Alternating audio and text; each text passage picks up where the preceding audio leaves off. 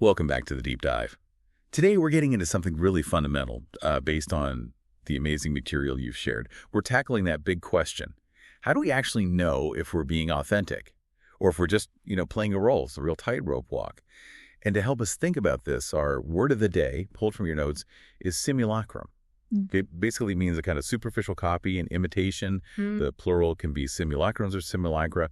How does that concept maybe connect to how we see ourselves day to day? That's a great starting point because simulacrum really highlights this core tension that the sources talk about. We have this deep-seated desire, don't we, for our thoughts, our words, to be genuinely us, authentic. But, well, we also know we adapt. We play roles depending on the situation.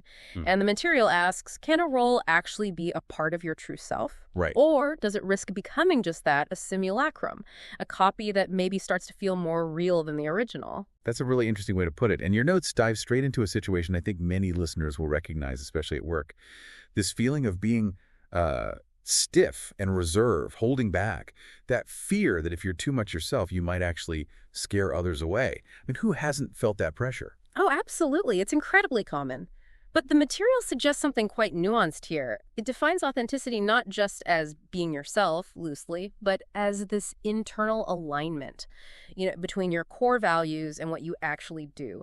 So even when you feel you need to be reserved, the sources say it's still possible to sprinkle parts of your true self in there. Sprinkle parts. Okay, how does that work in practice? Well, it's less about spilling everything and more about identifying what's truly core to you. Maybe it's your humor, maybe how you solve problems, maybe a specific value like efficiency or directness.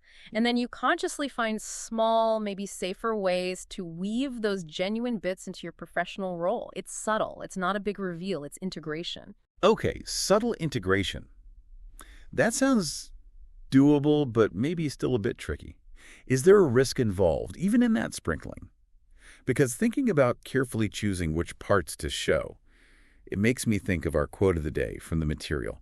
A mirror never tells the truth. It only reflects what you expect to see. What's that saying about how we perceive ourselves through these roles? It's a fantastic quote, isn't it? Because it leads right into the cautionary side the material brings up. This really quite scary thought, actually, of slowly losing pieces of your authentic self. You get so good at the role, so deep into it, that the original starts to fade. The sources aren't anti-role. They acknowledge roles help society function.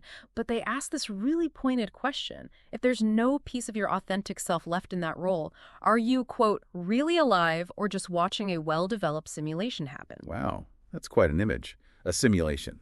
Yeah, and it connects to that visual described in the note, someone in their pajamas holding that Be Real coffee mug, just staring blankly at the reflection. It really makes you stop and think, doesn't it? What is actually looking back at you from that mirror or from that role? That image is powerful, almost chilling. Like, are we all potentially just becoming these perfectly presented mannequins, playing our parts but maybe hollow inside? So the sources paint this picture. Do they give us any red flags, ways to know if we're slipping too far into that simulation zone? They do suggest a key indicator. The red flag is basically when the sprinkling just stops. When the role isn't just part of what you do, it's all you do. Your actions become completely driven by the role's expectations, not by anything internal, no core values, no personal drive. You become essentially a perfect imitation. A simulacrum. Exactly. The simulacrum takes over. The original, the authentic part gets buried or lost. So this deep dive really shows it's not a simple either authentic or role player. It's this constant balancing act, isn't it? It really is a constant navigation, trying to figure out where and how those genuine parts of us can still exist, even within the necessary roles we play. A constant navigation indeed. So maybe the thought to leave you with, building on all this, is what resonates with you in that idea, that possibility of just watching a well-developed simulation if we lose ourselves completely in our roles. Where and how are you choosing to sprinkle parts of your true self into your day? Something to really mull over, I think. How do we keep it real?